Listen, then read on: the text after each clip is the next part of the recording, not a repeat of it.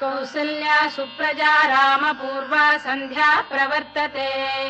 उत्तिष्ठ नरशार्दूल कर्तव्यं दैवमाह्निकम् कौसल्या सुप्रजा रामपूर्वा सन्ध्या प्रवर्तते उत्तिष्ठ नरशार्दूल कर्तव्यं दैवमाह्निकम् उत्तिष्ठोत्तिष्ठ गोविन्द उत्तिष्ठ गरुडध्वज उत्तिष्ठ कमलाकान्ता त्रैलोक्यं मङ्गलं कुरु उत्तिष्ठोत्तिष्ठ गोविन्द उत्तिष्ठ गरुडध्वज उत्तिष्ठ कमलाकान्ता त्रैलोक्यं मङ्गलं कुरु मातः समस्त जगतां मधुकैटभारेः वक्षो विहारिणि मनोहर दिव्यमूर्ते श्रीस्वामिनि श्रुत जनप्रियदानशीले श्रीवेङ्कटेश दयिते तव सुप्रभातम्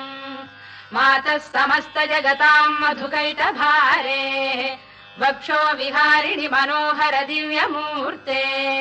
श्रीस्वामिनि श्रुत जनप्रियदानशीले श्रीवेङ्कटेश दयिते तव सुप्रभातम् तव सुप्रभातमरविन्दलोचने भवतु प्रसन्नमुखचन्द्रमण्डले विधिशङ्करेन्द्रवनिताभिरर्चिते वृषशैलनाथ दयिते दयानिधे अत्र्यादिसप्तऋषयः समुपास्य सन्ध्याम् आकाशसिन्धुकमलानि मनोहराणि आदाय पादयुगमर्चयितुम् प्रपन्नाः शेषाद्रिशेखर विभो तव सुप्रभातम् पञ्चाननाब्ज भव षण्मुखवासवाद्याः त्रैविक्रमादिचरितम् विबुधास्तु वन्ति भाषापतिः पठति वासरशुद्धिमारात् शेषाद्रिशेखर विभो तव सुप्रभातम् ईषत्प्रफुल्ल सरसीरुहनारिकेलपूगद्रुमादिषु मनोहर पालिकानाम् आवाति मन्दमनिलः सह दिव्यगन्धैः शेषाद्रिशेखर विभो तव सुप्रभातम् उन्मील्य नेत्रयुगमुत्तम पञ्जरस्थाः पात्रावशिष्ट कदलीफलपायसानि भुक्त्वा सलीलमथकेलिशुकाः पठन्ति शेषाद्रिशेखर विभो तव सुप्रभातम् तन्त्री प्रकर्ष मधुरस्वनया विपञ्च गायत्यनन्दचरितम् तव नारदोऽपि भाषा समग्रमसहृत्करचाररम्यम् शेषाद्रिशेखर विभो तव सुप्रभातम् भृङ्गावळी च मकरन्दरसानुविद्ध झङ्कारगीतनिनदैः सह सेवनाय गिर्यात्युपान्त सरसी कमलोदरेभ्यः शेषाद्रिशेखर विभो तव सुप्रभातम् योषा गणेन वरदध्नि विमथ्यमाने घोषालयेषु दधिमन्थन तीव्र घोषाः रोषात् कलिम् विदधते ककुभश्च कुम्भाः शेषाद्रिशेखर विभो तव सुप्रभातम् पद्मेश मित्र शतपत्र गतालिवर्गाः हर्तुम् श्रियम् कुवलयस्य निजाङ्गलक्ष्म्या भेरी निनादमिव बिभ्रति तीव्रनादम् शेषाद्रिशेखर विभो तव सुप्रभातम् श्रीमन्नभीष्टवरदाखिल लोकबन्धो श्री श्रीनिवास जगदेक दयैक सिन्धो श्रीदेवतागृह भुजान्तर दिव्यमूर्ते श्रीवेङ्कटाचलपते तव सुप्रभातम् श्रीमन्नभीष्टवरदाखिल लोकबन्धो श्री श्रीनिवास जगदेक दयैक सिन्धो श्रीदेवतागृह भुजान्तर दिव्यमूर्ते श्रीवेङ्कटाचलपते तव सुप्रभातम् श्रीस्वामि पुष्करिणिका प्लव निर्मलाङ्गाः श्रेयोर्थिनो हर विरिञ्च सनन्दनाद्याः द्वारे वसन्ति वरवेत्र हतोत्तमाङ्गाः श्रीवेङ्कटाचलपते तव सुप्रभातम् श्रीशेषशैल गरुडाचल वेङ्कटाद्रिनारायणाद्रिवृषभाद्रिवृषाद्रिमुख्याम् आख्याम् त्वदीय वसतेरनिशम् वदन्ति श्रीवेङ्कटाचलपते तव सुप्रभातम्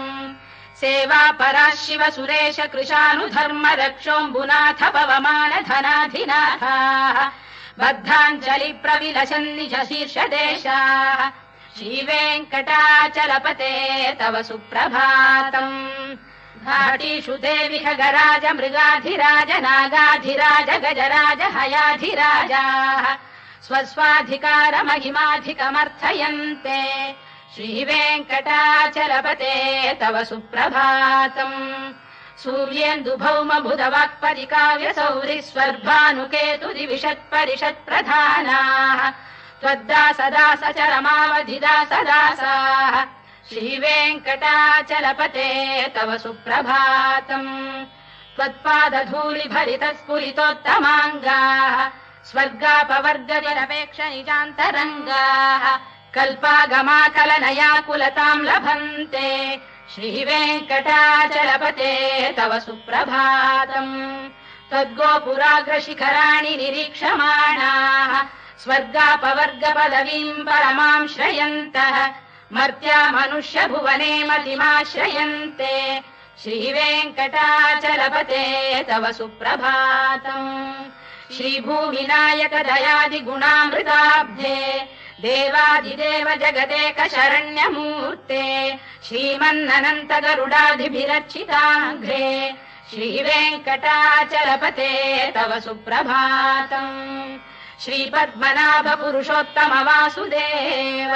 वैकुण्ठ माधव जनार्दन चक्रपाणे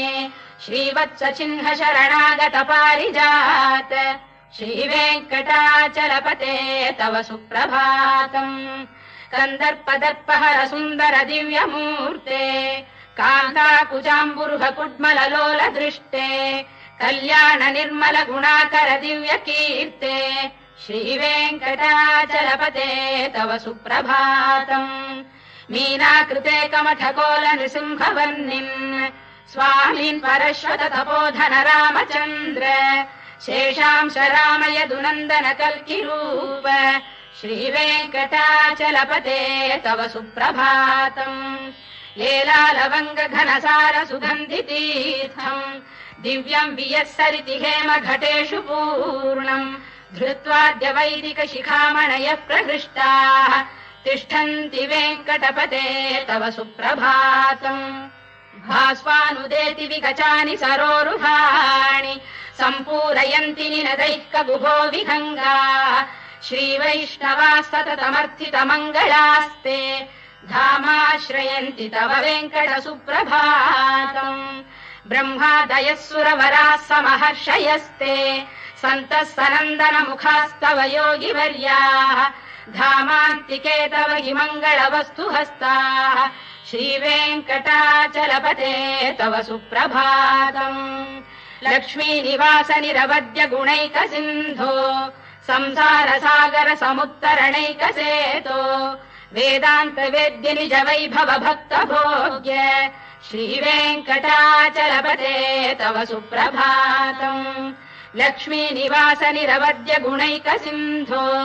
संसार सागर समुत्तरणैकसेतो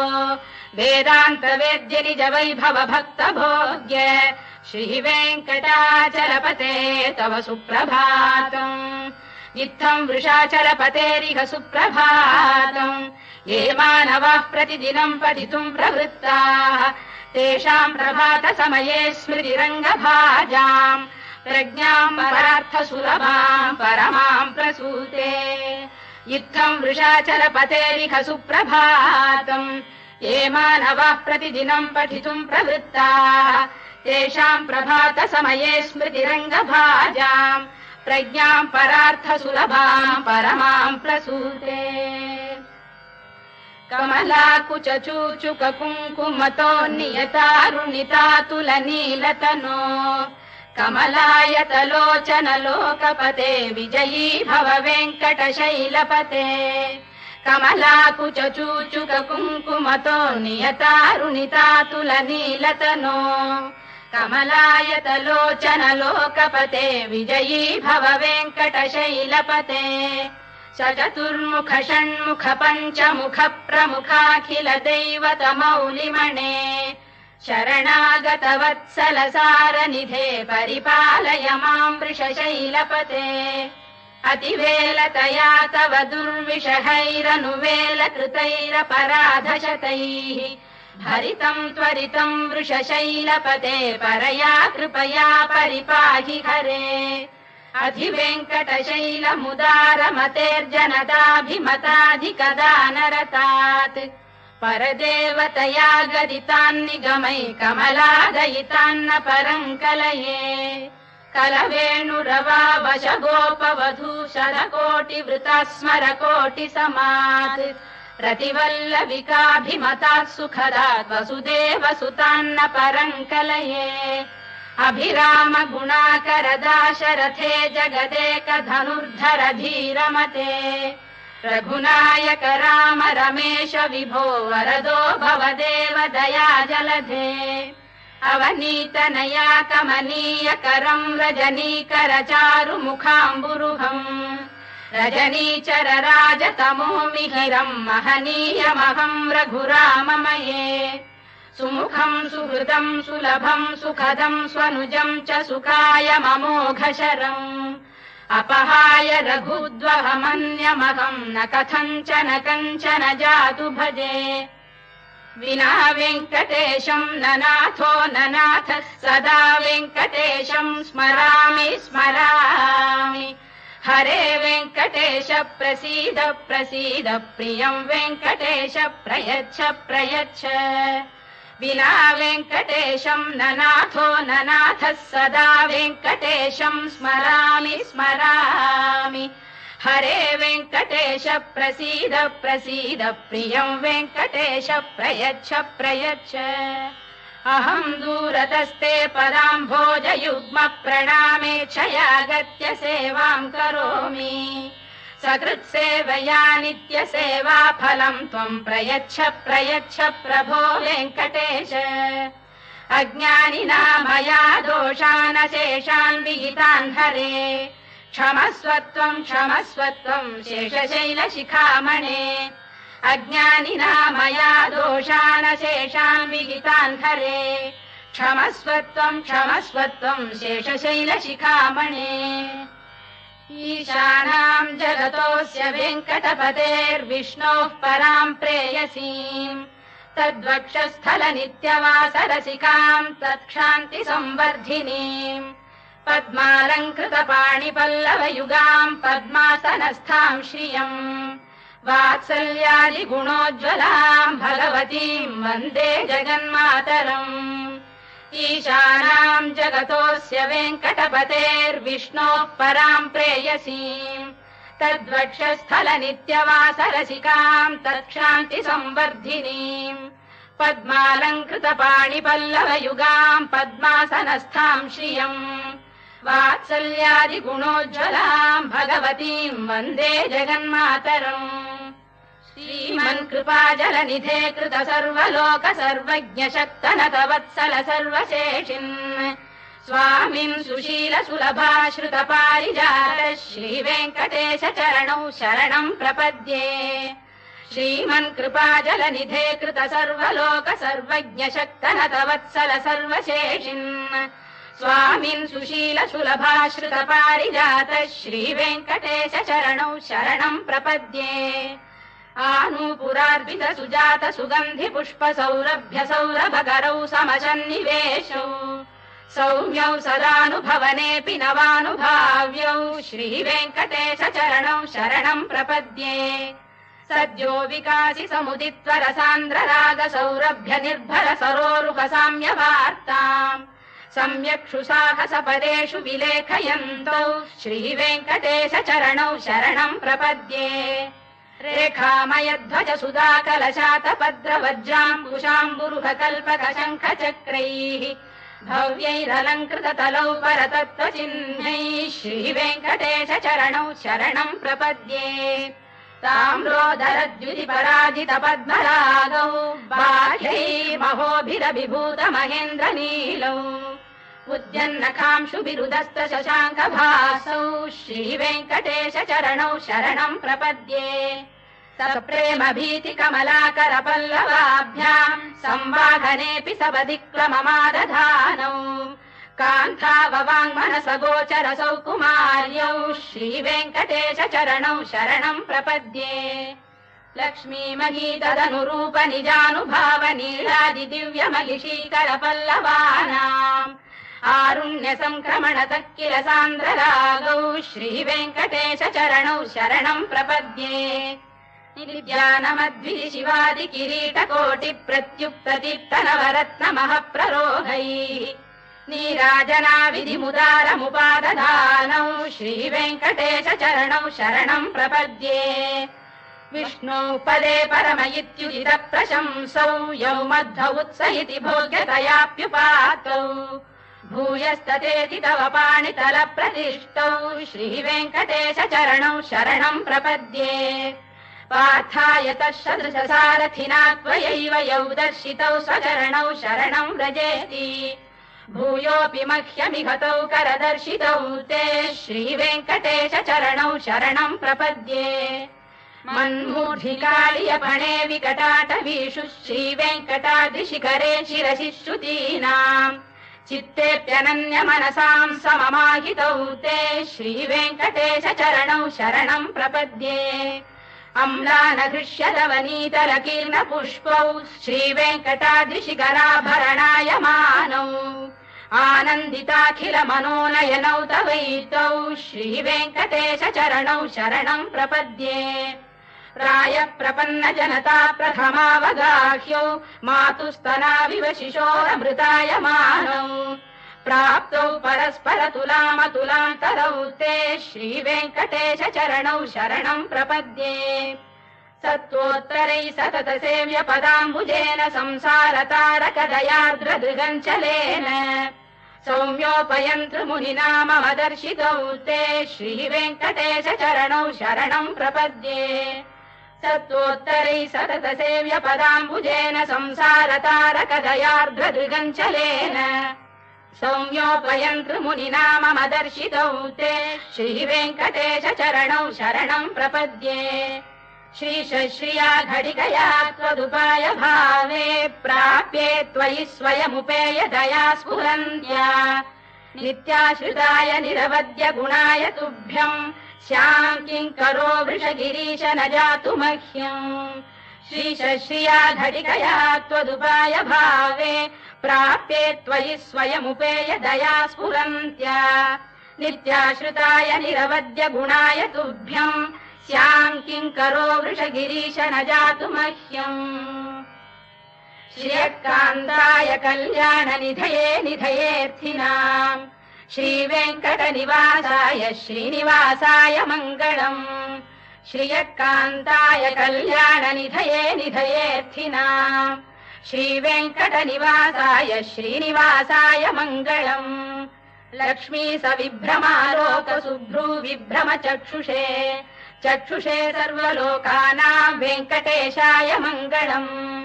श्रीवेङ्कटाद्रिशृङ्गाग्रमङ्गलाभरणाङ्गये